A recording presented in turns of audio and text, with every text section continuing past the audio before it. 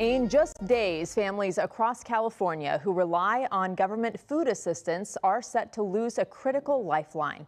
The Trump administration is cutting off funding for programs like CalFresh as the government shutdown continues. Tonight, 24 states, including California, are fighting back in court, demanding Donald Trump fund the programs.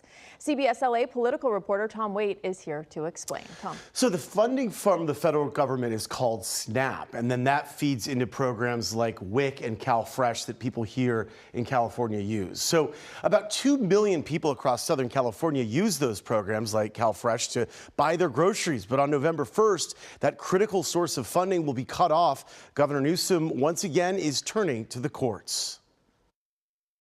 Enough of this. Cruelty is the policy. Governor Newsom tears into the Trump administration for withholding billions of dollars in funds for food assistance programs like CalFresh and WIC, which allow low-income families and individuals to buy groceries. Newsom says California is joining 21 other states in a lawsuit to force the Trump administration to unlock the funds. And our state of mind is pretty clear.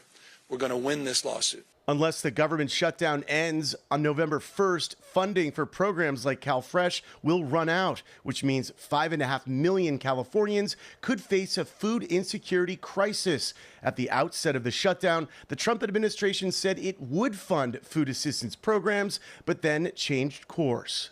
So they're sitting there in their prayer breakfasts. I mean, maybe they got an edited version of Donald Trump's Bible. The cutoff for food assistance has local nonprofits and food banks scrambling as they brace for a surge in demand. Celebrity chef Bruno Serrato is among those stepping in to help. His Orange County-based nonprofit feeds thousands of children daily. What happened with the government shutting down, that the people are home, no paychecks, and the people are in need. But even if Chef Serrato and area food banks ramp up their services, it appears unlikely they will be able to meet a huge spike in demand.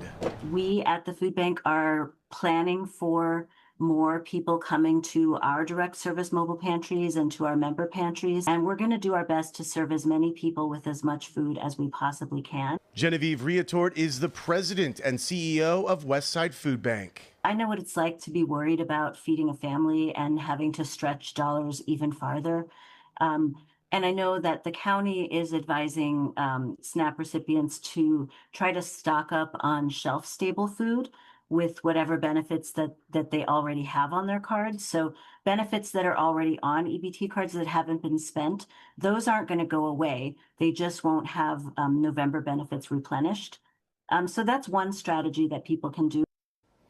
Governor Newsom says the state is fast-tracking $80 million in funding to help local food banks brace for the increased demand for food assistance. Rudy Bay. Tom, thank you.